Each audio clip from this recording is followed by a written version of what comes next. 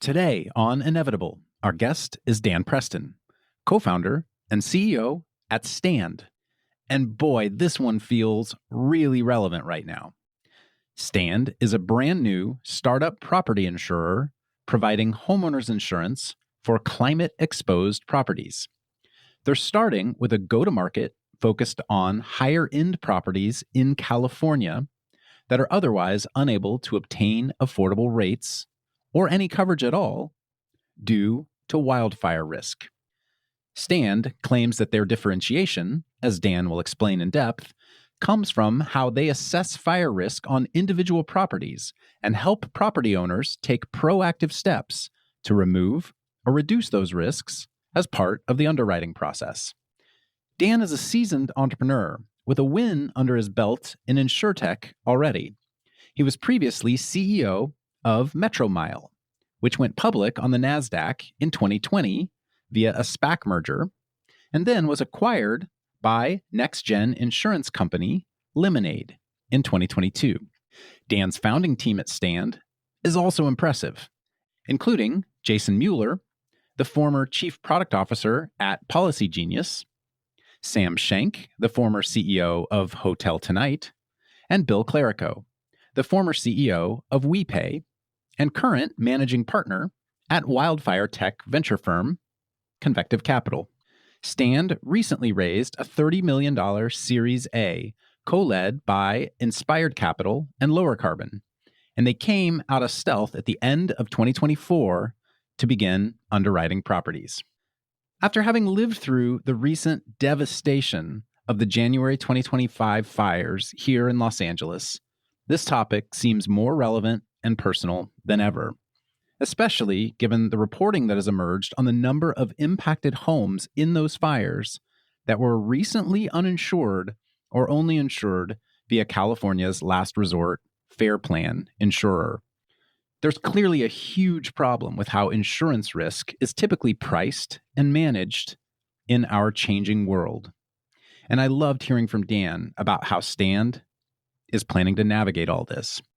But before we start, from MCJ, I'm Cody Sims, and this is Inevitable. Climate change is inevitable. It's already here. But so are the solutions shaping our future. Join us every week to learn from experts and entrepreneurs about the transition of energy and industry. Dan, welcome to the show. Great to be here. Thanks, Cody. Dan, I have been really looking forward to this recording. As many regular listeners of the show know, I live in Los Angeles. Luckily, my home was not impacted by the fires, but we were evacuated for a few days. I know so many people who, as many of us do, who were not as lucky as us and have had significant loss as a result of the recent fires here in LA. We scheduled this recording before that event happened. And I've been sitting here waiting to learn from you about the insurance industry and in particular, how wildfires are impacting it. So thanks for joining us. Great to be here. Why don't we start just learning a little bit about you and how you got into working on insurance in the first place, and then get into how that translated into specifically wildfire and climate risk insurance. My background's all kind of rooted in computer science and machine learning. So early part of my career was applying that to various scientific disciplines, astrophysics, remote sensing, computer vision, just interesting applications of machine learning in different places. Just randomly astrophysics? I mean, this is one of the most fun jobs I ever had. We were looking for microlensing events. These were objects that didn't emit light that passed in front of stars and we could discover them. We did like time series analysis for that. It was a lot of fun. Wow. That was my first job out of college, actually. So after that, I was the co-founder and CTO of basically it was a payments company, did mobile self-checkout. And we sold the company to Intuit in 2012. And that's when I met the early Metromile team. I think we were maybe half a dozen or a dozen folks at the time. The product was just getting launched. And Metromile is a per mile auto insurance product. Basically, you pay for the miles you drive as opposed to paying one flat fee. And the core idea was being able to look at the way a car moves physically and counting how often it is actually exposed to risk, as opposed to using all of the standard demographic variables that I think insurance typically uses across most types of products. Seems like that would especially apply to leaseholders who are like very conscious of their mileage. Yeah. And in fact, two-thirds of drivers actually drive less than the average. Hmm. So people who live in cities, who take public transit to work, it's a great product for, it turns out, actually most people. And the other part of it too is as you can measure driving, you can also look at the quality of every mile driven. So I had no background in insurance when I joined Metromile. I was just interested in finding a way to build a different kind of product or business by using machine learning at its core. And it's very obviously incredible businesses that have been built that way. This is back in 2012 when most of the field was kind of focused on ads optimization and things that I felt a little less compelled by. And what was really exciting at the time is we were gathering all this really interesting data about car health, like your sensors that would give you information about your engine, location, accelerometer, gyroscope, all of the things that you would need to measure how the car was actually moving around. And the idea wasn't just for mile insurance, it was how could we help drivers with everything that they were struggling with, whether it was the cost of ownership or maintenance, et cetera. And so my excitement was really about how we were going to use that data to build a fundamentally different kind of product. So I actually joined initially as the CTO of the company to build out the data science team, engineering team, et cetera. Became the CEO about a year after that.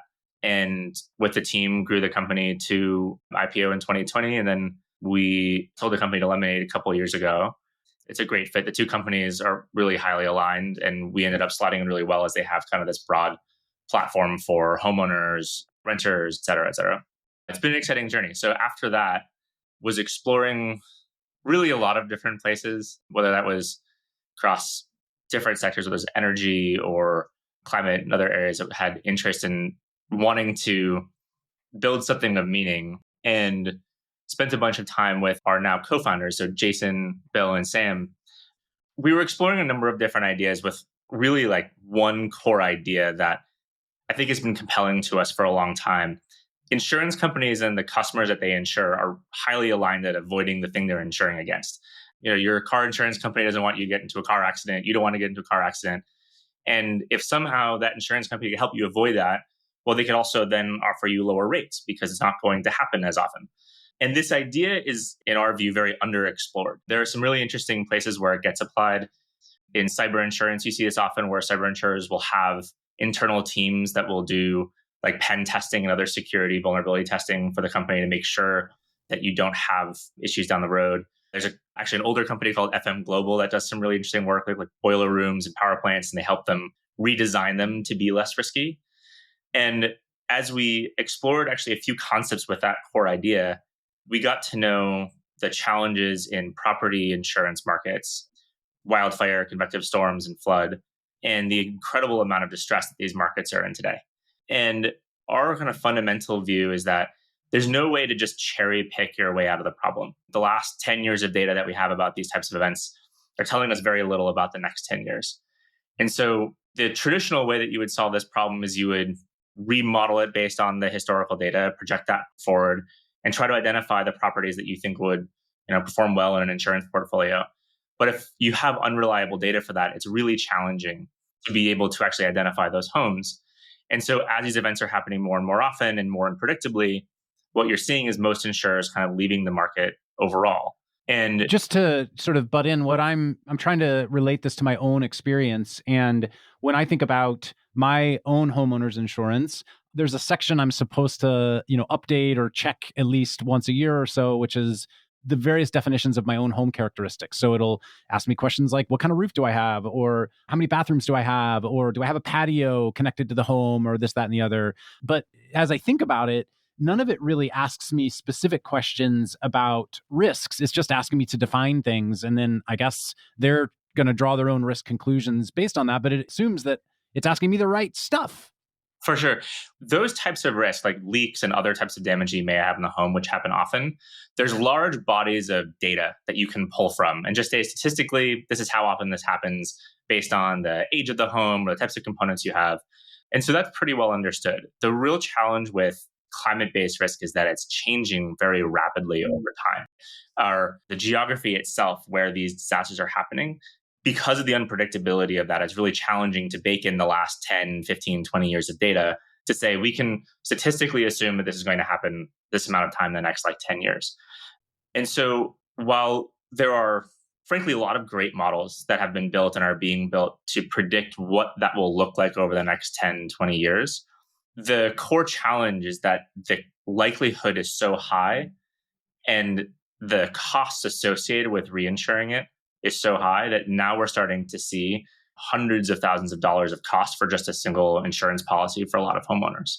And so our core view is that the only real way to solve this problem is to physically intervene and work with homeowners to actually change the characteristics so that if a wildfire were to get there in the first place, you could actually avoid losing the home. And that will fundamentally change what your risk is. And one of the challenges that I think most insurers are facing right now is, well, it's pretty well understood that these kind of resiliency-based characteristics, whether that's defensible space around the home or right kind of siding, et cetera, will reduce the likelihood of a home being lost. The efficacy of that's not well understood. There's not a lot of historical data you can draw from, like you can for like leaks and other things. Let's draw this back to the, some of the examples you gave earlier of, insurance companies and homeowners being aligned and often even trying to put plans in place that can reduce overall risk and policy cost. I mean, some examples that exist today are, you have to say, do you have a burglar alarm in your home? Do you have monitored fire alarm in your home? If you think about your car, it's like, do you have a car alarm? Do you have a system that tracks where your car is if it's lost? But when it comes to asking those questions about fire risk in particular and then acting on them, that is not a step that insurers do today. Why not? Why can't they just do that? Homeowners insurers will still ask some questions today about the resiliency characteristics of the home. And in fact, you can get some of this from satellite data. You can see how much defensible space there is around the home. Oftentimes, you can't see some of the really important characteristics of things like vents or flashing around the home or other things where like embers can come inside. So you need to ask a homeowner these questions. One of the core challenges is just the lack of understanding means that the questions that they're asking are really cumbersome. So oftentimes we'll see from the homeowners insurers that are providing insurance availability today is looking for 200 feet of defensible space around the home, looking for no vegetation anywhere around the siding, a set of kind of changes to the siding of the home. Basically, do you live in a concrete bunker? If so, great. You still get a policy. Exactly. And a lot of times that 200 feet, your neighbor's home is within that, right? So it's really challenging to hit a lot of these requirements. And it just changes the aesthetics of the home and a lot of the reasons why you bought it in the first place. And I think, frankly, has a big impact on the home value. It's very rare for homeowners to ultimately be able to meet a lot of these standards, which is why it's so important to find other ways of making the home resilient. Just hitting on some of the trends you were starting to talk about in terms of how wildfire in particular, and say climate risk, I guess more broadly, are looking to impact the entire home owning process. Mm-hmm. I've come across 3 articles in the last month or two in, Wall Street Journal, New York Times, et cetera, that have some pretty eye-popping headlines, right? Wall Street Journal had one this month in February 2025, climate change to wipe away $1.5 trillion in U.S. home values. The New York Times, one of my favorite investigative reporters, Abram Lustgarten at the New York Times, wrote an opinion piece, "That giant sucking sound, it's climate change devouring your home's value." And then another one from the New York Times about insurers are deserting homeowners as climate shock worsens.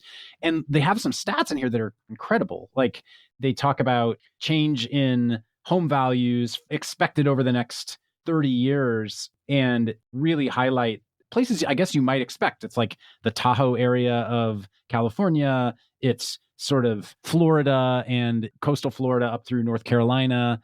And then, places you might not expect, which is like kind of the Midwest, I guess, Tornado Alley corridor of Texas, Oklahoma, Kansas. And then the insurance rate changes. Some of those places I just mentioned, like they're forecasting 300% plus insurance rate changes, which just makes the math of owning a home very different when you're factoring in the percentage of your total monthly payment that's going to insurance. Yeah, so it's absolutely an issue. We talk with a lot of realtors and builders who are really struggling with insurance availability for the homes that they're selling. And we've seen a lot of cases, home values being knocked down in the market because there are insurance contingencies attached to it. And the cost of insurance is oftentimes on par with the mortgage cost itself. And in general, one of the ideas that we've been working with some of our realtors on is actually designing the home or reflecting the design of the home in the way that it's actually resilient today. So you could then effectively have like a pre-underwritten insurance policy. So you can see that like actually as you purchase this home, there is insurance availability today. So I think what you're going to start to see that that's actually going to be part of the sales process for a lot of the homes in the US that have this kind of exposure, which is a huge fraction of them. Oh, interesting. So, as you're marketing the home, being able to market the resilience measures you've taken, which might be just as important as your, Viking stove or whatever it may be. Yeah. I mean, especially as you start to see these types of resiliency characteristics impact the price itself. If you know that that home can be insured for a fraction of the price as another one, well, your cost of ownership is going to be dramatically lower. Now, with Wildfire, one of the challenges, as I understand it, is it's not just the work you do, it's the work your neighbors do as well, right? So you could spend hundreds of thousands of dollars like making your home as resilient as possible. Yeah. But if your neighbors still have dead forest, growing in their yard, highly flammable or whatever, like, you're at serious risk still.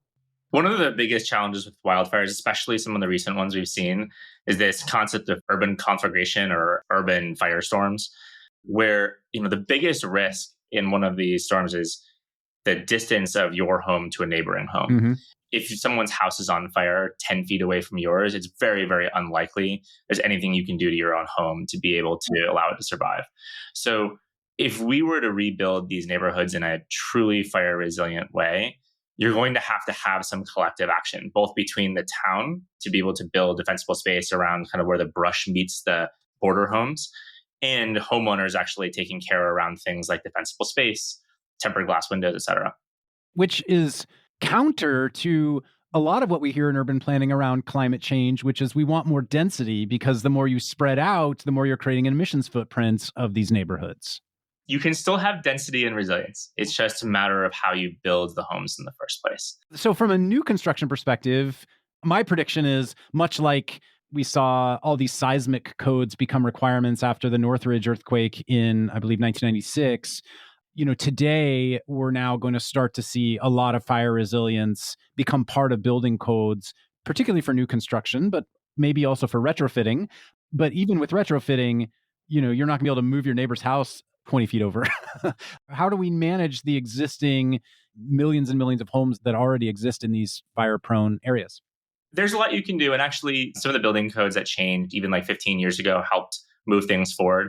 As an example, one of the most important things you can have on your home if you have neighboring homes close to it or vegetation is tempered glass windows, which can survive fires much, much better than float glass windows.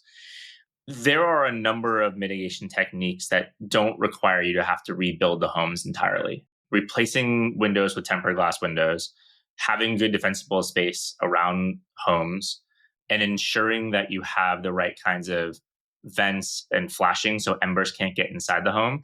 If you did these, plus potentially a couple other kind of key changes, these are thousands of dollars, not tens of thousands of dollars of changes to most of these homes. And if you do that across a whole neighborhood, the homes themselves will actually not be lost. And then you don't have this cascading effect. Right. The challenge is that if you have single points of failure where, one or two or three homeowners haven't done that, that's where you see the really big challenges.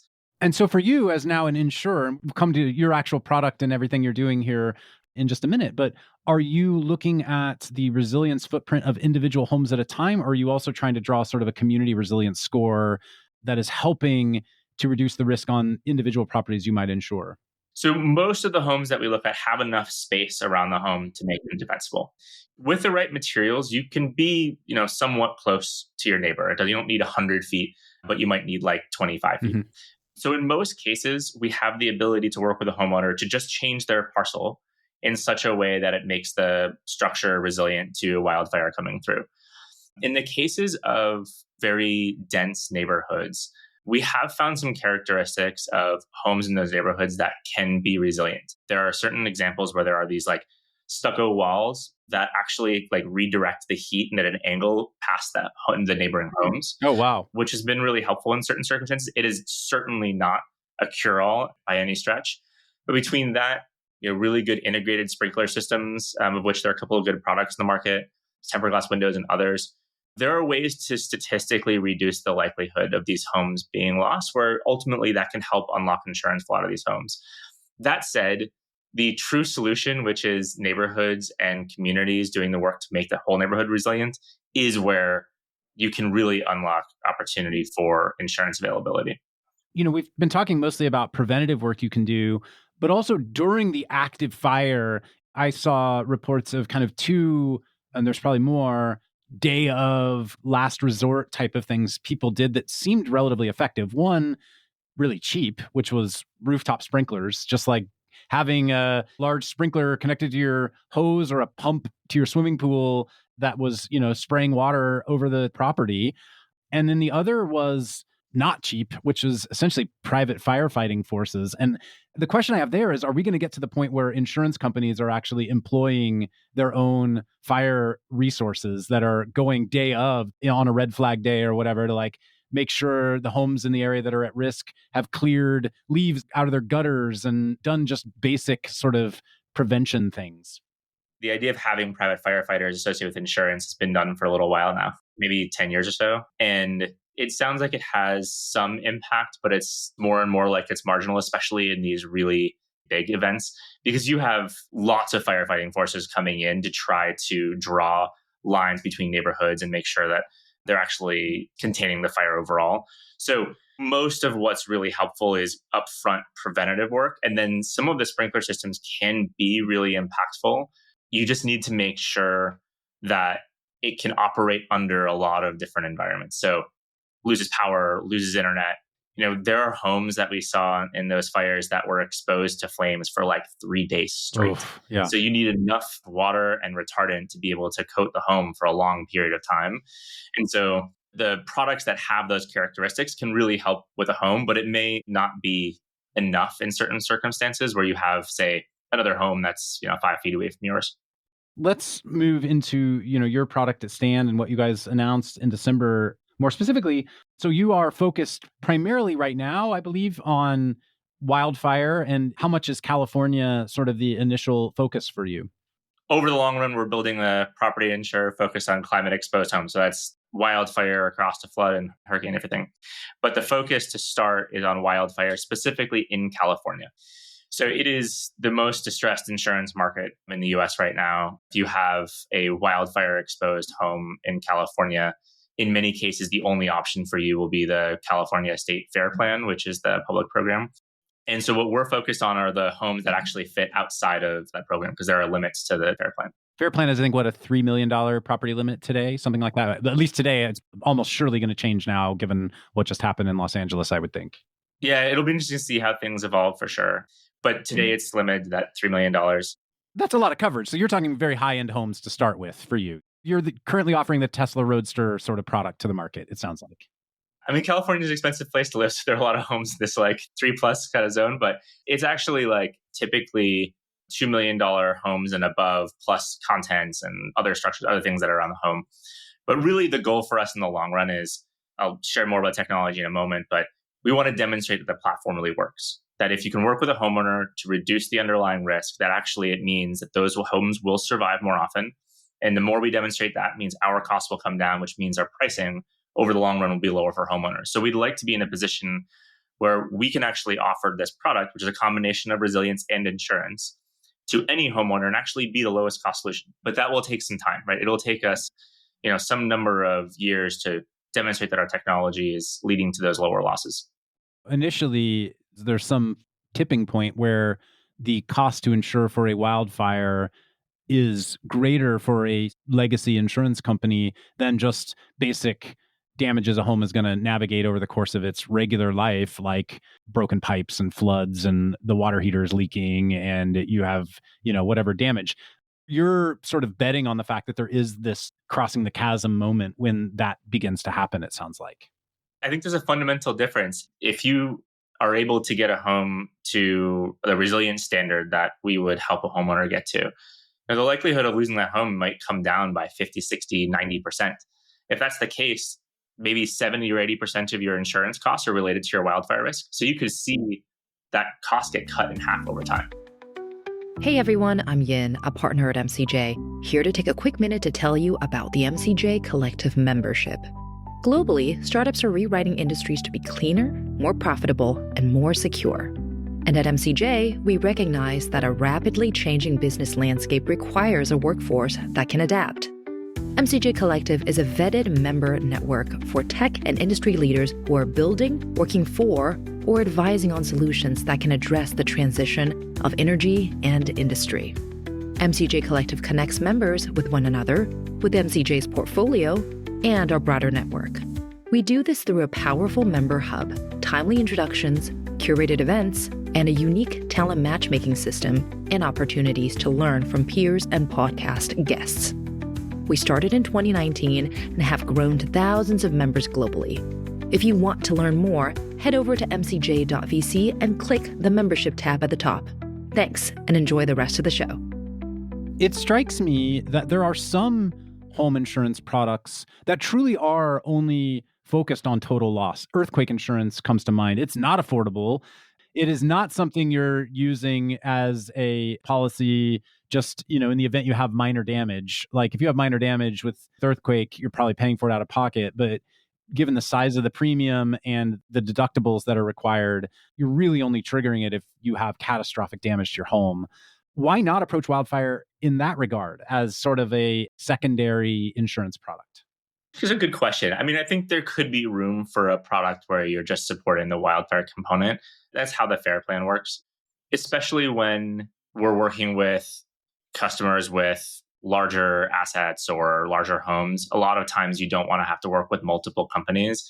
And in many ways, that's a customer experience question. The whole idea of interventional insurance anyway, of being able to work directly with homeowners to reduce that risk, doesn't just stop at Wildfire. They can impact things like internal leaks of the home and stuff like that as well. It might not be as kind of game changing as being able to reduce the wildfire risk, but we hope to be kind of your holistic solution as a homeowner property owner. Where are you in the rollout? So we just launched about a month and a half ago. Congrats. Thank you. It's been really exciting. It's been a remarkable time to be talking with homeowners because I think the events of the last month have really put an exclamation point on the importance of the availability and resilience, et cetera. I know for me personally, after the events here in LA, I've since increased my own coverage in my own home. And I'm honestly kind of holding my breath for when my policy renews in terms of what's going to happen from a pricing perspective for me, assuming I continue to be covered. I'm sure I'm not alone in this. No, a huge number of customers that reach out to us have existing coverage today, and they're just worried about what might happen. And this challenge, I think, is really pervasive across California for sure. Talk about then the product and the technology in particular. The way we work with a homeowner is we'll first create basically a 3D model of the home. We'll ask you about the things that you love about the home, whether you have an olive tree that your grandfather planted once that's close to the home, or gardening that you've put outside that might be something you're using to cook dinner tonight. And all of these are about the aesthetics and the utility of the home that oftentimes gets overlooked at these kind of like larger 200-foot kind of areas you're trying to create around the home. I live facing west on a hillside, and the sun that comes to our home in the afternoon in the summer is so hot. I have to have trees or my home just bakes. I think everyone has these kinds of setups, right? Exactly. And a lot of people would rather go uninsured than destroy some of the character of their property. And so what we try to do is to understand those characteristics and then bake that into our model. And then what we can do is we take that 3D model and we can run a computational fluid dynamics model that allows us to simulate the events of a wildfire. And then we can simulate that in all different conditions, 90-mile-an-hour winds, 100-mile-an-hour winds, and see what on the property is the proximate cause of a potential loss, right? What is it that actually creates ignition on the home? And then we can design changes that hopefully can protect the things that you really love about the home. But maybe it's, instead of removing that tree, we can put tempered glass next to it as a way of being able to make sure that we don't lose that component of the home. That simulation gives us the ability to really customize it to a customer's needs and then prospectively understand what the likelihood is of actually losing it. This ultimately is a thing that breaks that dynamic that insurers always have, of always having to look backwards, what the risk has looked like historically. We can look forward by actually simulating it. And so, Dan, is it a binary thing? It's like, if you do these, you'll have a policy and here's the price, or it's a menu of sorts of here's your current price. And if you do these things, you can get to this. We'd ultimately like to get there. So right now, the way it works is we come up with a plan, which is customizable. There are things you can change about it sometimes that ultimately can protect different components in the home. But right now, it's just we put together a resiliency plan that comes with insurance. Over the long run, because we can simulate it under these different conditions, we can come up with a statistical view of each component on the property, leading to some difference in risk. And so ultimately, we like to be able to give you exactly that kind of menu. You love this tree? Well, your insurance will be this much. If you're willing to cut that down, then it'll be this much. That level of customization, we have the capability for today, but ultimately, I think that's a little bit further down the road. And just to be really clear for me and for our listeners, this is not a separate fire product. This is like you would be doing this in place of State Farm or Allstate or Farmers or whatever you use. Exactly. This would be the full homeowners product. It's a comprehensive homeowners product. And then if you still need or want something like an umbrella policy or an earthquake policy or whatever, you need to shop outside for those things. We work with brokers, and brokers will help you with the kind of whole portfolio that you may have. It'll fit well within other umbrella products you may have, auto products, et cetera. So it's lots and well. How much of what you're starting to do in wildfires can be applied to hurricanes on the Atlantic coast or tornadoes, wind and hail up Tornado Alley in the Midwest? For wind, so the same methodology we're using to simulate wildfire can be done for wind as well. So we expect to be able to offer that at some point soon. The types of risk obviously is different. You're not worrying about it burning down. You're worried about components flying off of the home. Tornado Alley is not often catastrophic total loss. It's more damage to roof or structure, right? Yeah, and it's not just tornadoes. It's just like really intense windstorms. And the last 5 years, outside of the couple of kind of really bad wildfire years, that's actually been one of the biggest challenges for homeowners companies. There was a map somewhere that I saw, I think it might have been New York Times, that showed like the Midwest is actually where you have the largest delta between what the actual risk has been and what is being charged for insurance. So we're going to see really substantial increases in homeowners insurance. One of my family members told me, who lives in the Midwest in Kansas, told me that their policy went up 33% over the last year. Yeah, it's too bad. Beyond that, towards like hurricane and flood, there's actually been a fair amount of work on this where it's starting to improve. There are some building codes and other understanding of like what actually makes a home more resilient in some of those. But there's still a lot of work to be done. Florida's had homeowners insurance challenges for a number of years now. So it sounds like wildfires, A, you live in California, so it's personal to you, near you, something you experience. And B, the measures that you need to take to try to protect a structure or a community of structures are more defined and more proven at this point in terms of being able to model against them and give people relatively low cost things they can do to increase the resiliency of their home. I think that's exactly right. The challenge is that we don't have that much data on exactly what works and how well. We're learning more and more as some of these fires happen, but we don't want to wait for another 5 years of wildfires to burn down homes to be able to identify resilience measures and insure homes. And so this methodology that the team has built is allowing us to actually understand and quantify what the impact of those are prospectively, as opposed to having to wait for some of these events. Why are legacy insurers stuck? What's the inertia that's keeping them from being proactive here? I think there are a couple of components. One is what we've been talking about here, which is there's just not a lot of historical evidence to quantify what the impact is of any one of these things. And by the way, it's like typically a single point of failure for one of these homes. So it's not that one component reduces the risk by 5%, the other one by 10. It's that you kind of need to do a holistic change to the property. The second factor is a bit in the weeds of insurance, and it's the way that kind of the capital markets work for insurers.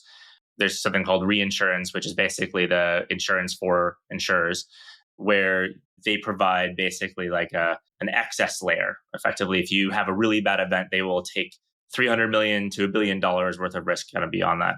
And they're pricing in not the average risk, but the tail risk. And so when you have events where you have lots and lots of homes or structures lost in one fire, you end up having to price that as part of your product. And so one of the core challenges that the insurers face is that historically, they've just been offering homeowners insurance across the state as they've identified homes that they want to insure and as customers come to them.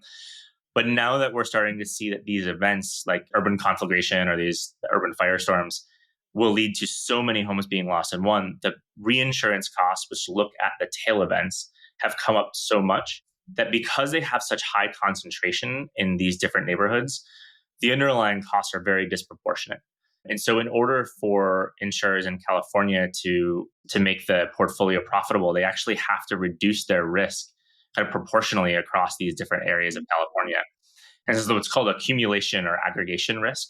In many ways, like you kind of have a combination of issues. A, we don't understand very well how we can protect homes. And B, we have all of this concentration of risk in different parts of California that accelerate the cost disproportionately on the back end for being able to buy reinsurance. It's these combination of issues that I think are really leading to a lot of the distress. And this is where you get insurers backing out of entire zip codes, for example, or entire communities. Even if you have the concrete bunker house that we described earlier that has 200 feet of defensible space all around it and is at quite low risk, it's going to get dropped anyway if it's in that zone. And the way that reinsurance pricing is typically done is location based. And they'll look at a lot of the structural components and what the home looks like isn't really considered. And so there are these really interesting conversations that reinsurance brokers are going through right now, where they'll talk to insurance companies and they'll be like, no, we're filled up in this neighborhood right now. We're out of capacity in this zone. We can do some things somewhere else. And it's just not something that I think has been in the forefront of anyone's mind for homeowners insurance in the US for a long time. Does Stand rely on the same sort of reinsurance network underwriting you all? We have a number of great reinsurers who, have substantial capacity, A+ rated reinsurers. There's really no way to offer catastrophe-based insurance without a really good set of capital providers behind it. So we're doing the same thing. We have to make sure that we are distributing our product well across California, that we don't build up too much risk in particular areas. And so that's part of the reason why we really want to be broad. We want to be able to offer this to as much of California as possible. The goal over the long run is that our prospective view becomes a retroactive view. That over the course of a few years, as these events happen, and the homeowners we've worked with have their homes survive these events, then not only will our view of the underlying cost be different, but all of our partners' view of that cost will be different. And then ultimately, those costs will make their way in the form of lower premiums. What all did you have to do from a regulatory perspective to get set up to be a lender of record for individual properties? We are a broker effectively right now, technically. So we have a couple of folks internally who have their licenses. The company is licensed. We then work with an insurance company that has an AM Best rating, and they provide basically the insurance layer for it. And then we have reinsurance that kind of sits behind that. You're essentially helping to source prospects for insurance, homeowners. You're qualifying them. You're kind of coming up with the package of the plan. And then ultimately, you have to have someone say, yes, this individual property looks like one that fits exactly what you described your customer base to be. Exactly. We provide the product offering, the pricing. We do effectively the underwriting of the home, the interventional work that allows us to reduce the risk of a potential loss. And then that portfolio sits with our insurance partner that provides the balance sheet. And then we work with our reinsurance partners that support that. One other just wonky insurance question for you is I hear the word perils thrown around and there's like different levels of perils. What does that actually mean? A peril is typically like a particular type of risk, right? So that's like a wildfire exposure. It's the chance that your home could be burned down by a wildfire, or it could be just your normal fire. And it gets deeper and deeper. There's a earthquake and there's fire following earthquake. Each one of these insurers look at as a particular risk. And so then they'll model that with a bunch of historical data or prospective views, et cetera. And there's basically an understanding of what that risk actually is as a way of standardizing across the industry to be able to price it in different ways. As I sit and reflect on our conversation, it strikes me that your business is one that I wish didn't need to exist. Like, I wish it didn't need to be successful. But here we are. And I shared the numbers from those New York Times and Wall Street Journal articles that are recent earlier on expected costs and also expected impact to home pricing because of all of these perils. And we're now, I guess, thinking about it as given these inevitable trends that are in front of us, gosh, I sure hope you are successful, because otherwise we're banking, I guess, on the insurance industry becoming nimble enough to navigate these. And I guess the hope is you're out there front running that. That's the sort of the way to think about it. For sure. And I think the thing that really motivates our whole team is that there is trillions of dollars of resiliency infrastructure that needs to be built across the world to help us adapt to climate change. If we effectively want to be able to live within a lot of these disasters that are happening and not lose our homes, not lose our businesses, we're going to need to invest in things like resilience and other changes that will actually help that not happen. It's hard to rely on whether it's the government or others to make those investments, because a lot of times it's actually your own parcel of land. And so our view is that insurance can actually be a mechanism for driving that. It can be a form of an incentive to actually, make a home more resilient or make a neighborhood more resilient, because by doing so, you can reduce your insurance costs by 50%. And those are the kinds of things that ultimately we hope the product will drive towards in the long run, that it could be a catalyst for starting to invest in this type of resiliency infrastructure. It strikes me thinking of the classic Jake from State Farm commercial, right? With Chris Paul and the basketball who falls on the car and smashes it, or you have a flood in the kitchen and then you snap your fingers and, like a good neighbor, State Farm is there and Jake's there to fix it and deal with the aftermath. I'm hearing you guys, the opposite end of it, which is I'm sitting in my home and I'm worried and I'm biting my fingernails that something might happen, and I snap my finger and, Dan from Stand shows up and helps me deal with all the stuff I need to do to make my home safe for the future. It's a different orientation, and it's a mindset shift that I think is indicative of how new companies in existing industries are likely to emerge in this changing world around us because of climate change. Yeah, couldn't agree more. You need to come up with a jingle. Yeah, I think so. Maybe you can help us figure that out. Dan, anything else we should have covered today that we didn't talk about? No, I think this is great. Thank you. It was really wonderful. Well, I appreciate you. Oh, I guess one last thing. When you announced the company, you also announced a pretty big fundraise. You want to share a little bit about the capitalization of the business? So we raised about $30 million with two lead partners, Inspired Capital and Lowercarbon. And basically, this is to fund the product coming live, launching in California with our Wildfire product. And then over time, it will allow us to expand well beyond that and start to support other types of risks that we see across the US. And the other thing is you're building this with kind of a super team of very experienced founders, a few of whom are very close to our network here at MCJ. Maybe share a little bit about your co-founders. All of which have been good friends of mine for many years now. Jason Miller was the Chief Product Officer at Policy Genius, and he is leading product at Stand. Bill Clerico, who I think has also been on the show. Yep. He runs Convective Capital and has a really deep network all around Wildfire, which has been a huge asset for the company. And then Sam Schenk, who was the founder of Hotel Tonight, which sold to Airbnb a number of years ago. He's also been a close friend of mine for a long time and brings a wealth of knowledge across a lot of different areas for the business. And it's been an incredible team to work with. We've also, frankly, been able to hire a really incredible team overall. It's actually very fun. We have this combination of very experienced insurance talent, folks who have worked at some of the most storied insurers in the world, with aerospace engineers who are doing fluid dynamics modeling and stuff like that. And the combination of the two is it's really fun to watch. I love it. Well, Dan, thanks for joining us today. And, good luck. And I sure hope that many people listening check you guys out. If you're worried about what's going to happen with your homeowners insurance, particularly here in California right now, go check out Stand. What's the URL? Maybe share the URL for people. Standinsurance.com. There we go. Dan, thanks. Awesome. Thank you. Inevitable is an MCJ podcast. At MCJ, we back founders driving the transition of energy and industry and solving the inevitable impacts of climate change.